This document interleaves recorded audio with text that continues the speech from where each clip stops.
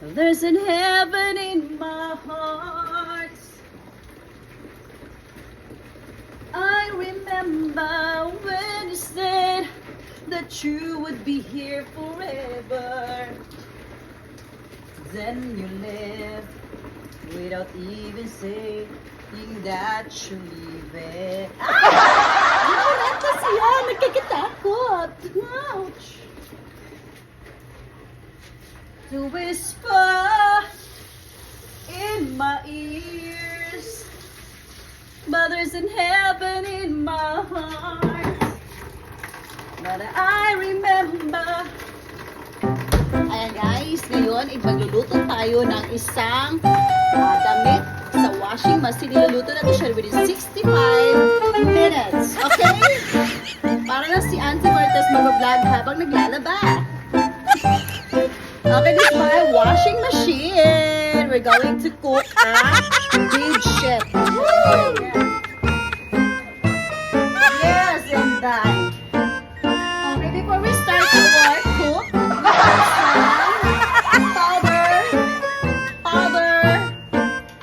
Ariel detergent bar. It's not a bar, it's a powder. Oh, look at that. I will shake the. I will shake the soap powder. Look at that, okay? Ganyan po magluto ng isang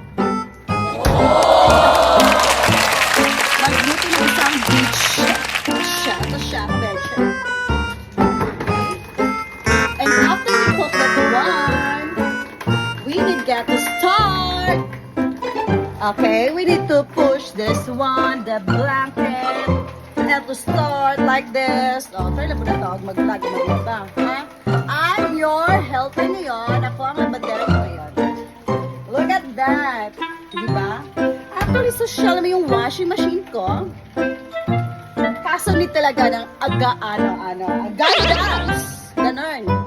And before that, ayan, nilalagay ko ng tubig. Yan po isa sa mga ingredient natin. Paano magluluto ng isang big chef. Okay? Lalagay natin ng water. Kalimutan buksan ito. Ayan siya. Oh, look at that. So that will make it white and very smooth. And next item. The next na labhan, ito ng mga pants. Actually, yung mga damit na pang bahay lang or pang work to store, hindi namin nahalo siya. Nilagay namin dito sa isang lutuan ng mga damit. Okay? Ayan siya. Pero what happened in Philippines? I don't know what's that here. Okay, where's the water here? Oh, the water is flowing down. Ayan siya, ganun. Ito po ang aking lutuan ng aking mga bedsheet.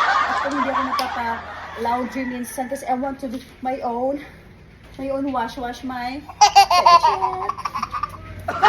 Ayun. Actually guys, medyo mahina ang water.